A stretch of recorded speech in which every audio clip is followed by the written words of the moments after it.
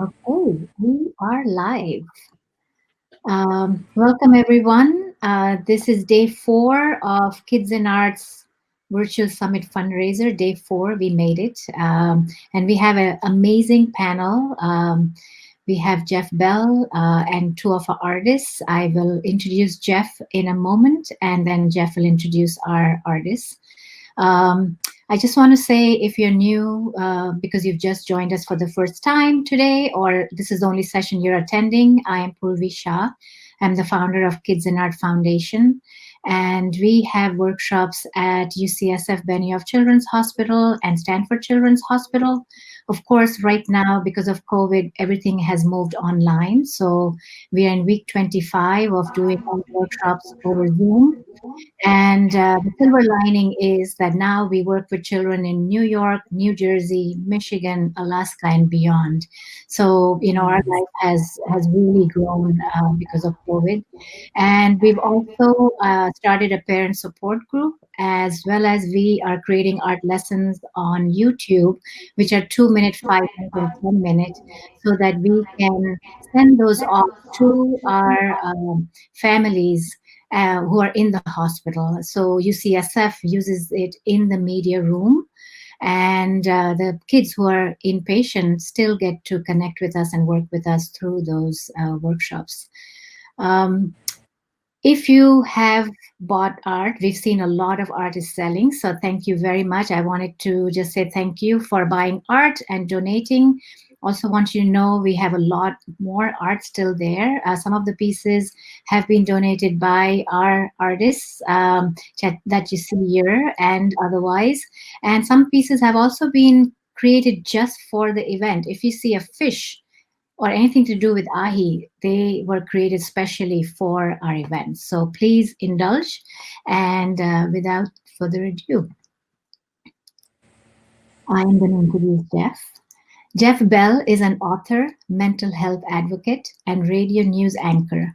His two books, Rewind, Replay, Repeat, and When in Doubt, Make Believe, have established Bell as a leading voice for mental health awareness and greater good motivation. Bell served for 8 years as a national spokesperson and board member for the International OCD Foundation and lends his support to numerous mental health organizations.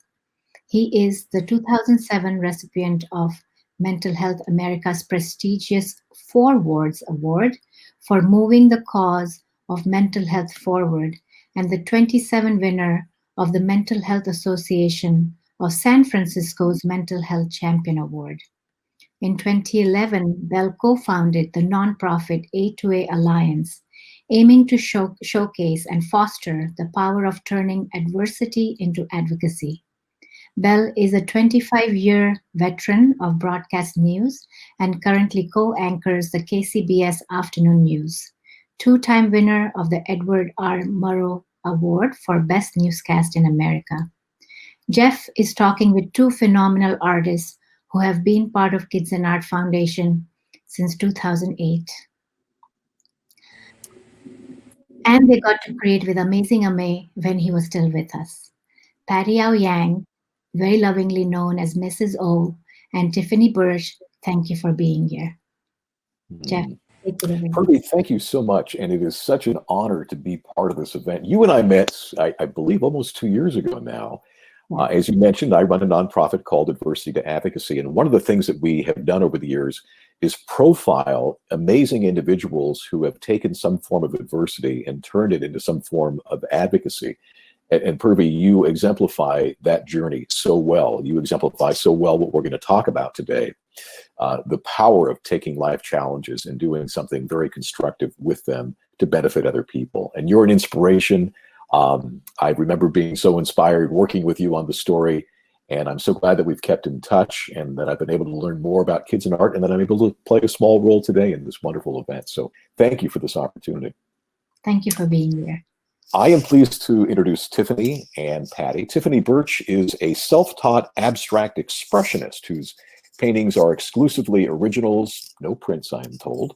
She talks openly about her experiences with breast cancer and the role that art has played in her recovery.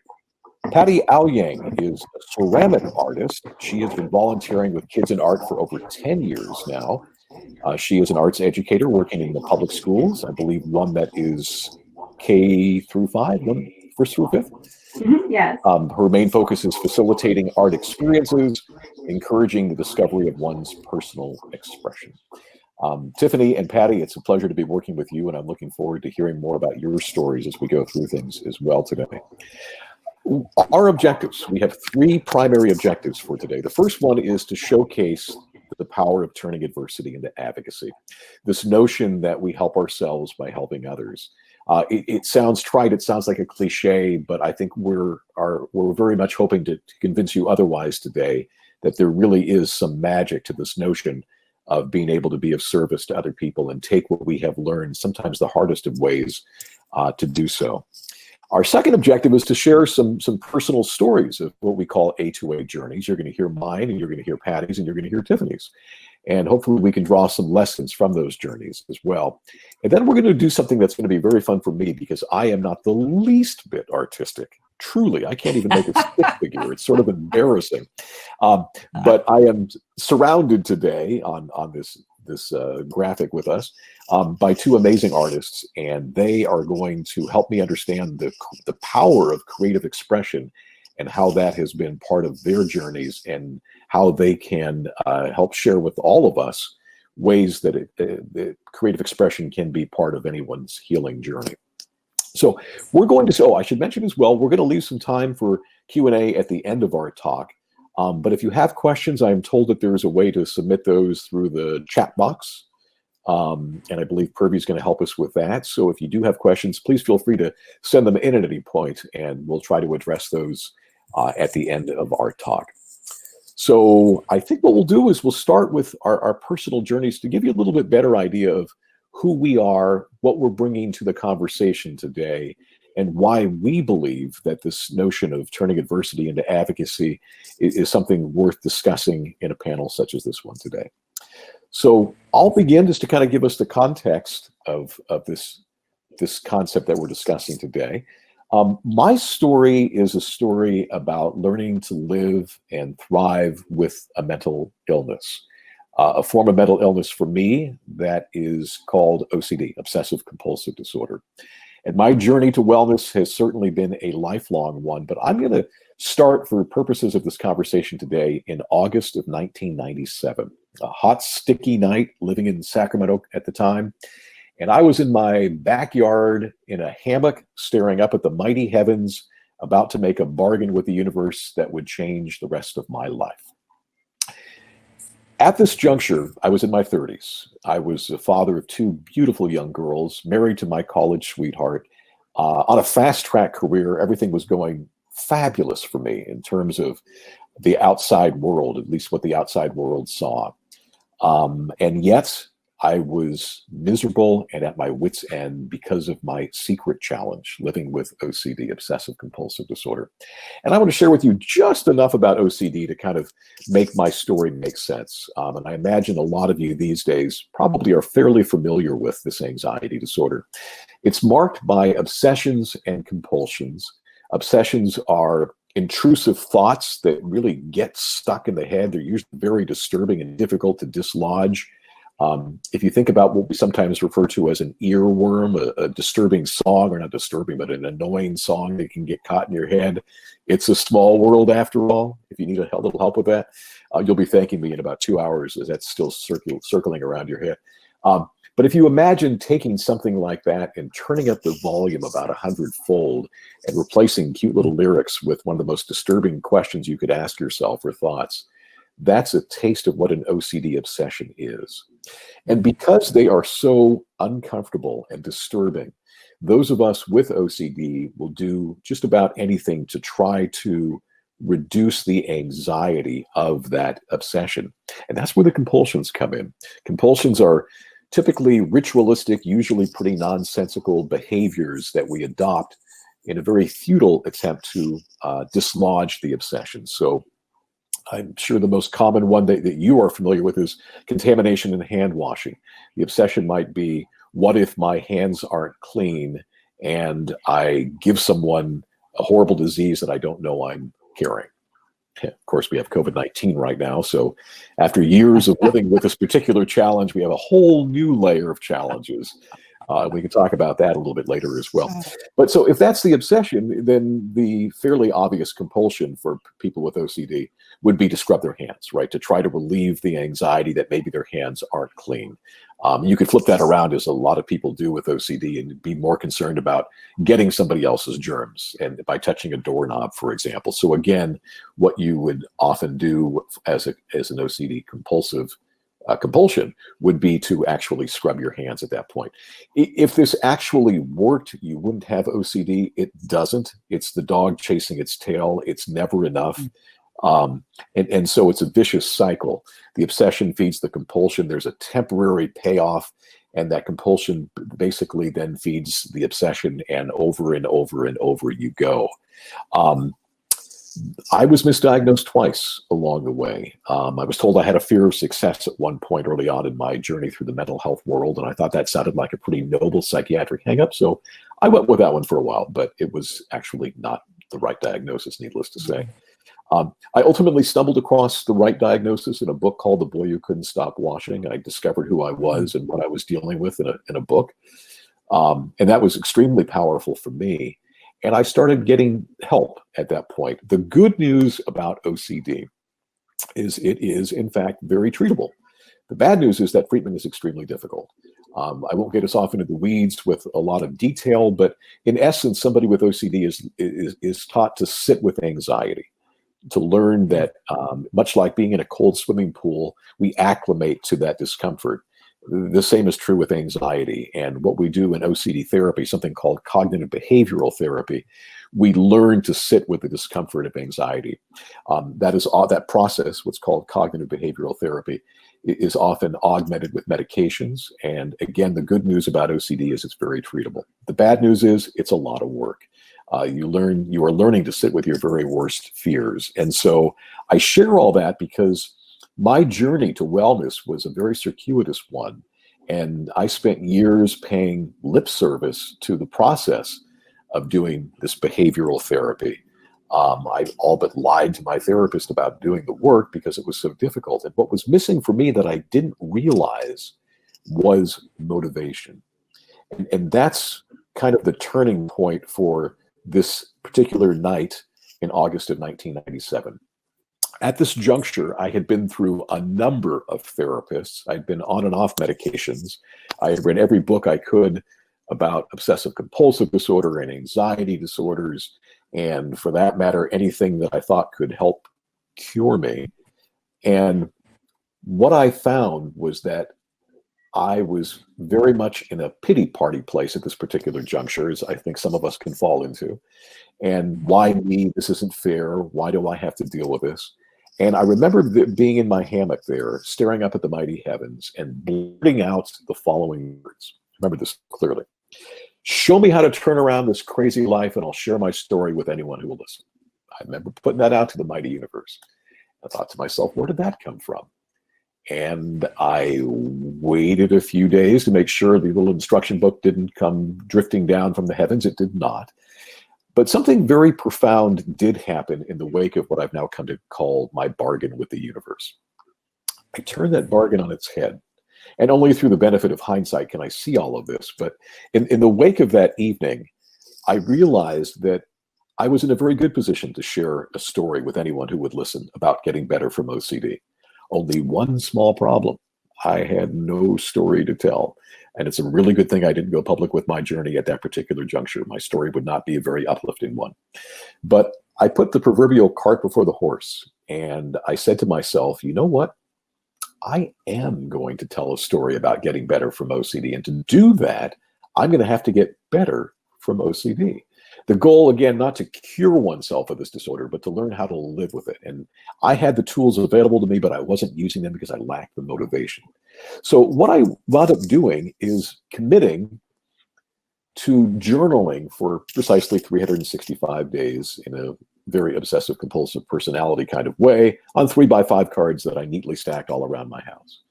And I wrote down every obsession, every compulsion, every setback, every triumph, And I tracked my journey for precisely 1 year.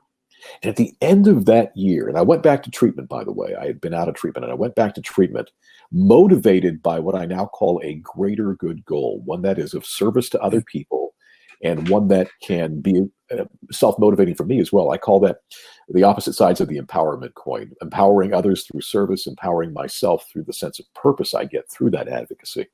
So the only difference in that following year from the ones that preceded it in terms of treatment is I had a motivator to do the hard work of OCD treatment. Any adversity has a tough recovery, a path to it.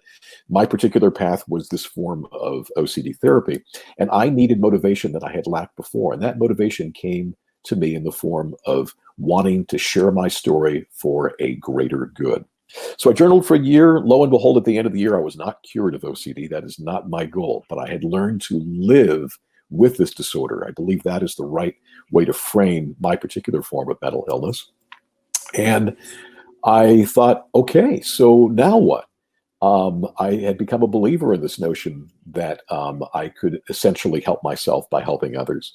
And so I spent another year stringing together those 3x5 cards into a really bad first draft of the book.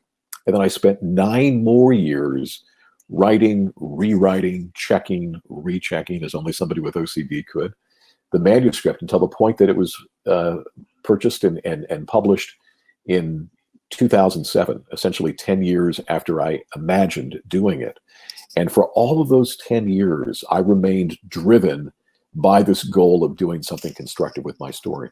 So I published the story in 2007, and I went from having 5 people in my world know what was going on with me to anybody who was willing to spend $14.95 for a book. And the story came out at a time that OCD was very much a media fascination. So I wound up traveling the country and doing all kinds of interviews and all kinds of talks and meeting all kinds of people.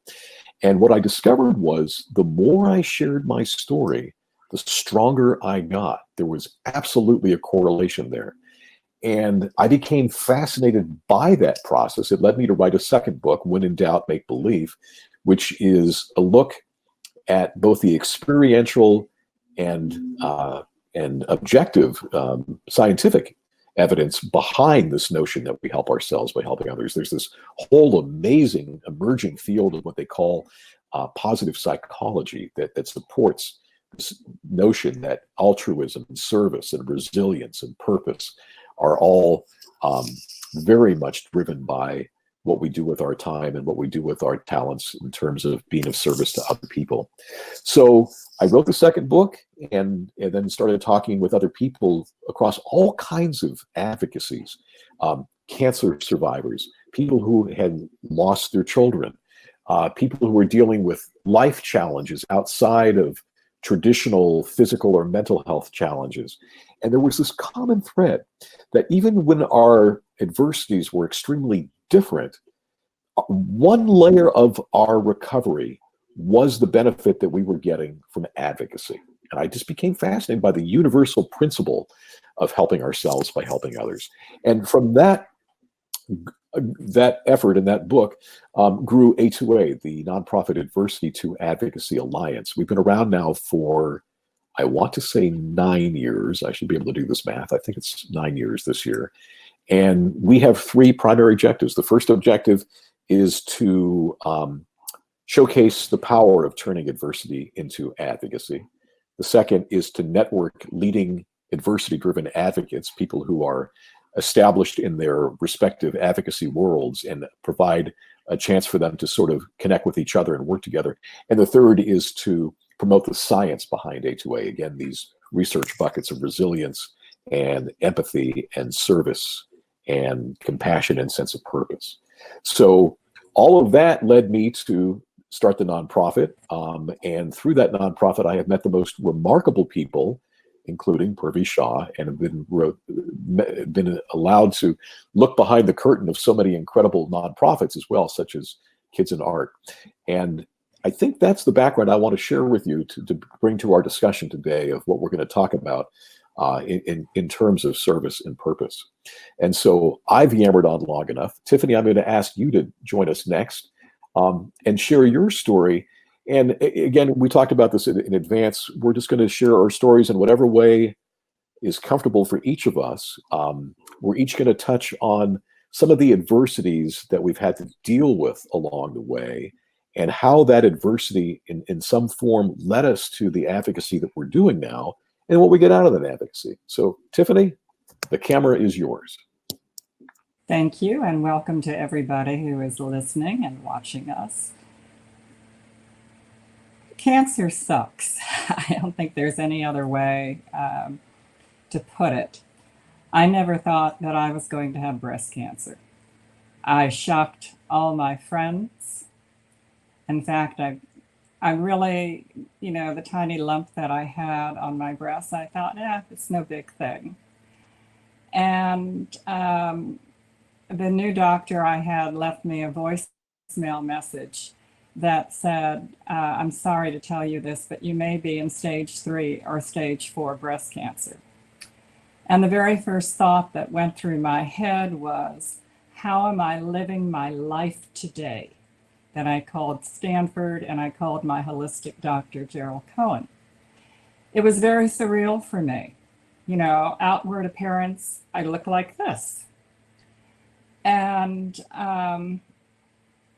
having cancer and being over at Stanford and being treated sometimes 3 days a week, it gave me a level of compassion that is beyond words. I was surrounded by kids that had cancer. And I'm involved with kids with pediatric cancer and have been for a very long time. And that was not something that I ever planned. I'm an aunt, and Ame was my student. And he taught me a lot of things. And reflecting on where I was and where I am, today, it sounds kind of crazy. But if I had to do my life over, I really don't think I would change it. Wow. And the reason that I say that is sometimes you really have to go someplace you've never been before. And it teaches you things. And I think the biggest thing, in fact, I was talking to my doctor yesterday, and we were talking about compassion and we were talking about truth. And I was trying to figure out, what does compassion mean? And it has to start with yourself. If you don't have compassion and self-love, you can't give a place for somebody else to land. And, in being able to teach kids to paint, they're in the now. They're not in the past and they're not in the future. And when you're in the now, you don't have any fear. The first children that I taught was actually over at Stanford. And there was a little boy by the name of John. And when I asked him what his name was, he said, just John. And he did the most amazing triangles in blue and yellow. And there was another little girl, Brianna, and I gave her my apron. And she painted for me. And it had a triple heart in the middle and hearts on either side. And when I had my West Coast art opening, I called it Art of the Heart because of that painting, because art lives in the heart. And, it probably does, if anybody who's listening to this would go, why in the hell would anybody want to go back and go through such, and it was a hell of a time. I'm not going to try and minimize going through it. You wake up one morning and you have no eyebrows. And I literally had very long hair. I shaved my head. But I woke up one morning and I looked like Yoda. And I went, what is this? Enough already. And when I am surrounded by kids who are in the now, it is the highest experience of, I think, being in total bliss. I think that's, to me, it is such bliss to me. And that was the reason with Purve Shaw, the founder of Kids&Art, when Ame had cancer, he found such joy in losing himself in his art. And I can so relate to that. The first time that I ever painted, yes, it was 60 paintings in 45 days. And I'm still pretty much like that. And I am so in the flow of the moment. There is no time for me. I use my hands, I use my brush. I don't even know what is going to come up until it's finished. And what the children have taught me in the way that they paint or that they do collage and all of that is also accepting where you are. I mean, this is where you are. Nobody wanted cancer to begin with. It's like I didn't sign up for this. And it was like, this is all I have. I've only got this moment because, yes, I may outlive my cancer. It could always come back. But I choose to live my life in a way that I've accepted myself, that I have a place for other people to land. I have respect for other people, what they're going through. As much as I'm always talking, I can listen to people. I'm able to just be there for people. And when I paint, I lose everything that's around me. And that was the biggest thing when I was going through the breast cancer. I got to a place where I couldn't paint, and I would sit and I would surround myself with my artwork. It was like I wanted to hug, my paintings. I just wanted to bring them around me, because every painting that I have ever done and every painting that I do, it's a memory in the making. It is always a memory in the making. And I've kept a lot of my early work as a private collection. And I'm in the process. I just did 100 videos of 1 minute promotion that's going to be released on all social media. With that being said, it was extremely personal for me, because I'm sitting there showing 2 paintings that Ame and I did that is not for sale. And I remember, in 2013, when I was coming out of the cancer, I remember when, I know I'm talking a lot about Ame, but he's very much a part of my very early story with Kids&Art, because he needed to have, I think it was a bone marrow transplant, and I couldn't do anything. I was in the middle of my own cancer treatment. And painting, for me, it's who I am. It's like I feel and I see paint and I hear it almost like a musician hears notes. And I'm usually covered in paint, and I could care less. It's like I can't get enough of it all over me. And so to be part of Kids&Art, this is an honor to be able to open my mouth and share very honestly about this. So my service is being available, is literally being available to other people who are going through their own set of challenges, who may feel that, all right, we've got a pandemic, we've got this, what next? I've lost my job, I have my children to feed. What am I going to do? And they're looking for something, and maybe the something is relating to somebody else who has a different story, but yet the same fears, are the same expectations. Am I going to come out of this? Am I going to be okay? Because that's what you do, when I was going through chemo, and I'd walk down the hall afterwards, and I'd look at these kids with their big smiles and their fluffy slippers on, and the fun, and they were making a game out of it. And I thought, these are my role models.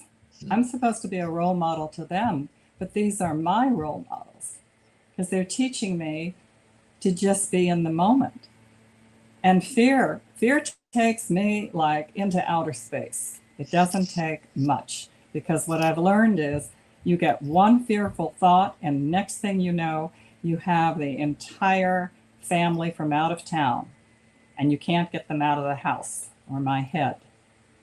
And by painting, by being with my work, that expression of myself that now is in physical form, it sounds crazy, but it's like when I paint, I know I'm all right. It doesn't matter what else is going on.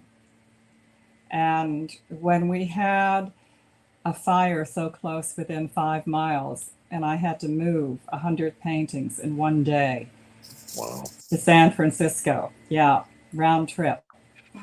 And all of a sudden I come home and I felt like an empty nester. I went, where am I? Because that's what I felt. I felt so vulnerable without my work around me. Now, granted, I don't need 100 paintings, so we're starting to move some of the collections and things. But it was like memories. Because I know when I did this painting in 1997, I know where I was in 2000, I think it was in 8. I did a painting called Imagine. And it called itself Imagine because at that time, I think that's when the crash hit. I lost $100,000 in contracts in like 2 days. You're trying to imagine your life. And yet here we are again. I'm in the middle of a pandemic going, I need to paint another Imagine.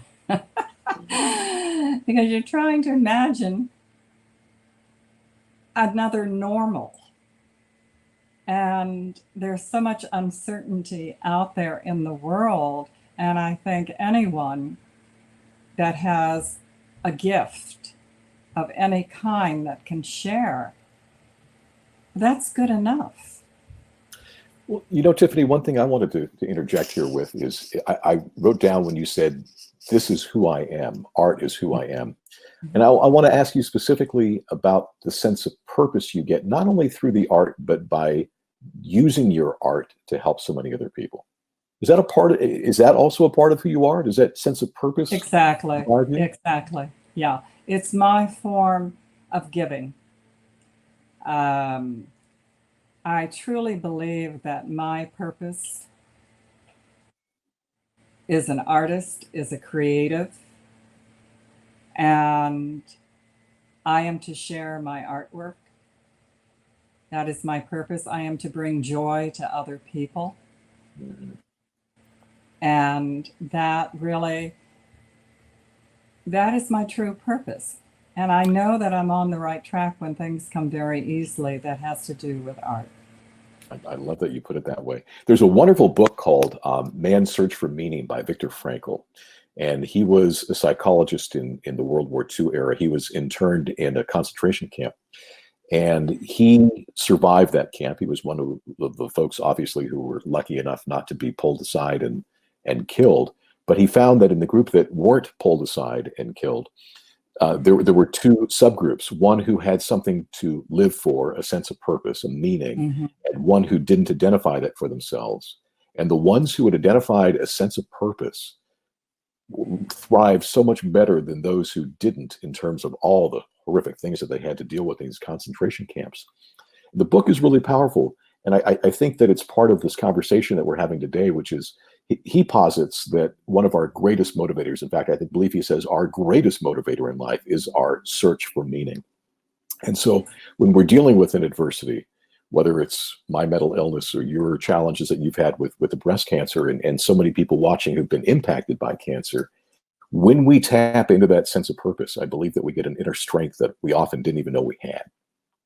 Absolutely. And with that sense of purpose, what I experience is permission.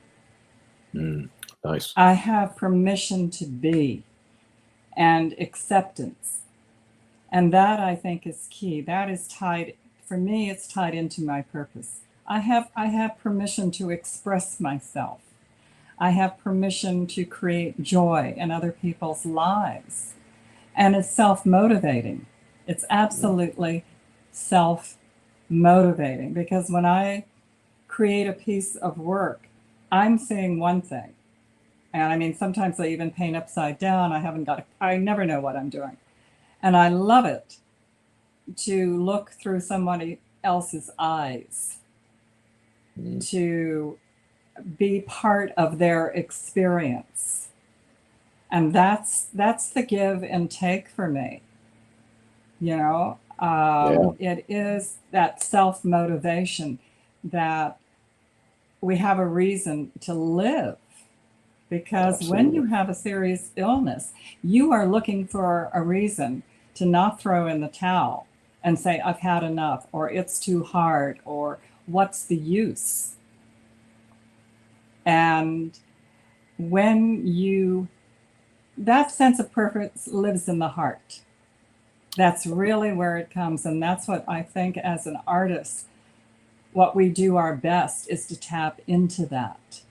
You know, I love that. I love that. And Tiffany, we're going to circle back to the art part, because I am so fascinated by and so jealous in many ways of your artistic abilities and Patty's artistic abilities and that sense of expression. And I want to give you both an opportunity to share a little bit more about that. Have we lost Patty? Let me just confirm that.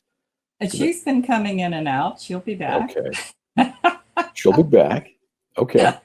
Well, I'll tell you what then. Why don't we do it this way?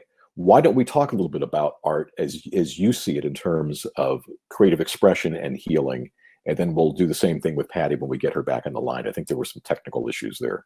So sounds good. Teach me about the healing power of art, and I think in doing so, we'll have some good conversation about what is to be had there. The healing power of art comes through color. I have been doing yoga for many years, and I believe that colors have vibrational frequencies. The color that I'm wearing right now, teal, the vibrational frequency is universal love. And that's why it's always fascinating to me to see kids when they're, grabbing colors and picking things up and seeing what they can do, and how they put it all together. Because it's the colors that, hello, Patty, that bring us to life. When somebody is going to purchase a painting, it's the color and the movement that speaks to them. And the kids are all about color, They're all about. I want to hear more about that, and I'm going to suggest that we pause that for the time being, just in case we lose Patty again. We've got Patty on the line here. I know, Patty, you've been so patient with the technical issues. So Tiffany, if you would hold that thought, we're going to circle back to some of the healing power of not just art in general, but color in particular. Patty, I wanted to ask you to share with us, in whatever way you would like to, a little bit about your journey, any life challenges you want to share, and any lessons learned from them, how they have led you to the advocacy that you're doing through your artwork. And again, we'll do a second conversation a little bit later in the hour about the power of the art itself. But let's start with the life journey. So thank you for figuring out how to get back on with us on all the technical hurdles there. We got you, and we'd love to hear from you. Thanks, Jeff. And thanks, Tiffany, for sharing. That was really so generous and amazing of you to do that. So let's see where to start. So Purvi put out a note asking for speakers, and I'm going to read it. It said, how art has helped you through a life moment, whether it was cancer, another life-threatening illness, bereavement, mental health, or anything that completely halted your life, and you used art to reinvent yourself. So how that segues into me is suddenly I raised my hand. I said, yes, I want to be a part of this. And then the next second, it was, why did I raise my hand? Because public speaking is definitely not in my wheelhouse. But I've thought about it why I raised my hand is because art advocacy, art accessibility, art as part of mental wellness is a passion for me. So here I am, willing to step up for kids and art.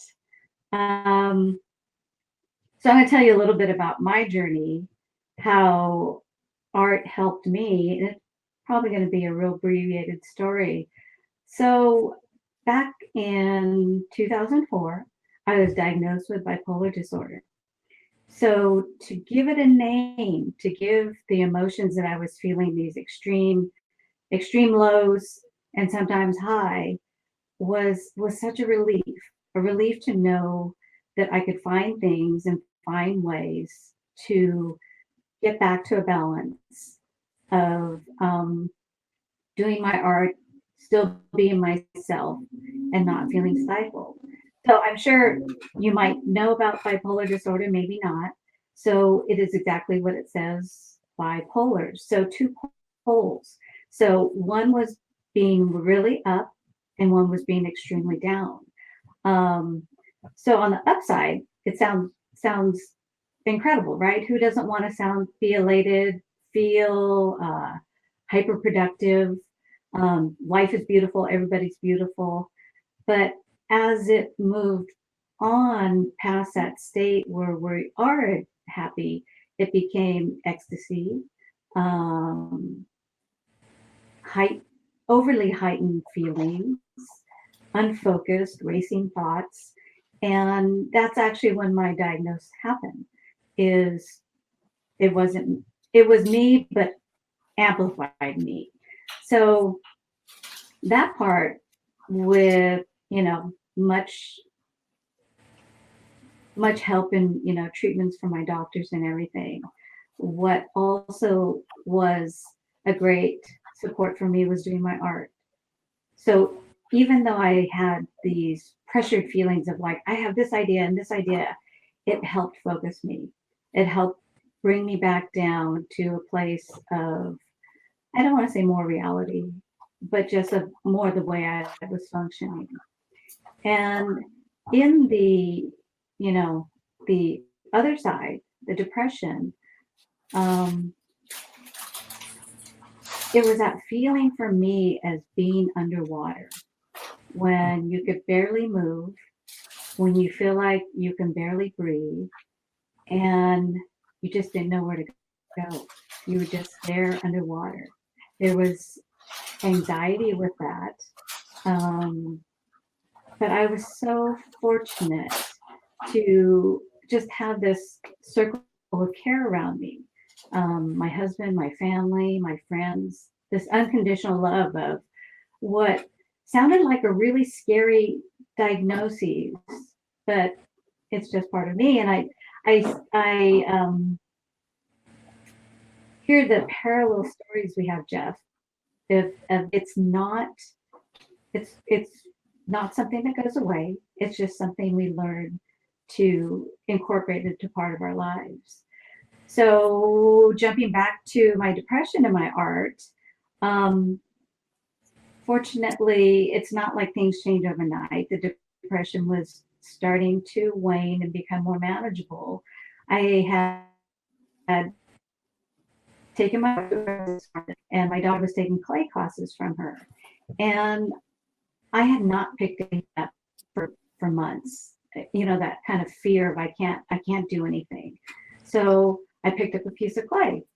And as she was doing what she enjoyed, I started just fiddling with it, saying like, okay, I did that. Maybe that was okay. I knew that there wasn't judgment, and I was trying not to judge myself. So if I can find it, I do want to share it with you. I don't know if you can see this. So We've lost your video signal, Patty. You lost your audio. My video. Okay. We can Just hear hear you. Patty. Well, So we that's can okay. hear you fine, but we can't see you right now. Well, you can hear me. That's good. I'm not sure why it keeps doing that. But anyway, as long as you can hear me, that's fine. We can hear you. Good. So anyway, I made this head, and it has little steps going on to it. And a lot of my work, I also write words on it. So on those little steps, it said little steps, little steps, little steps that went up to the face, that on the top of the head was a funnel. And in that funnel, it said, fill, fill, fill me up, ideas pouring in, muse juice, flow free, and fill up again. So it was my little journey back to being the artist or who I was.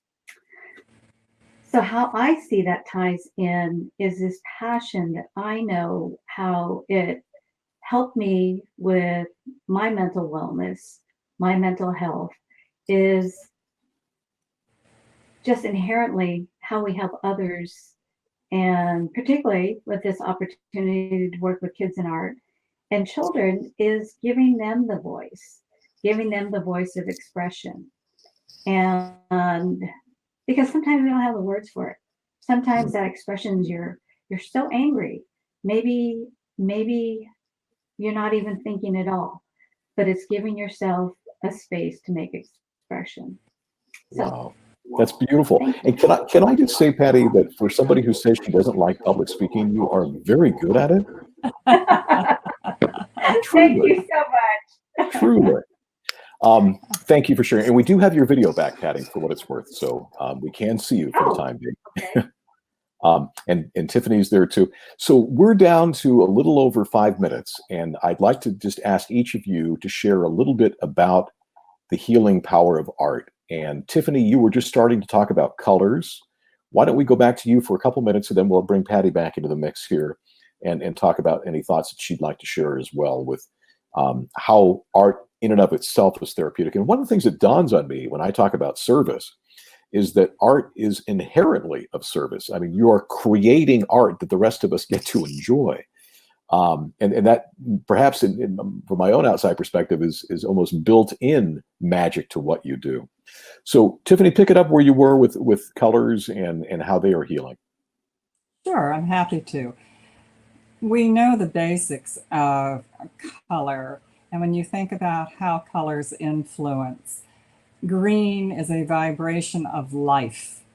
Sometimes you find that when kids are painting, they are using different colors of green and they don't even know why. They're mixing greens up and they're mixing greens and blues together. Pink is a heart color. It's a vibration of the heart. Yellow makes us happy. Orange makes us spunky, makes us think better. And we're always on a subconscious level, when we look at art of any kind, we're drawn to the color. It's the color, to me, that creates the form. I know it's the way that I paint because color creates the form for me. I am not a painter that looks at a basket of fruit and can paint that. In fact, when I first taught the kids over at Stanford, I said, I want you to paint what an ice cream cone tastes like. Mm. And Cool. They got it.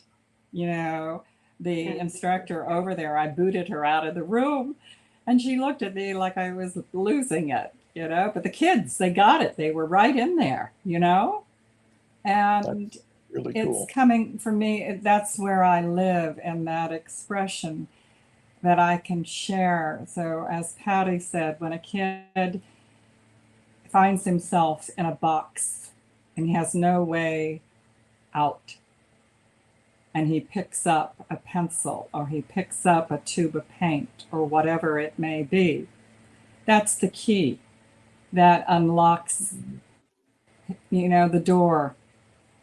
And he is actually giving himself permission. It's really okay who I am.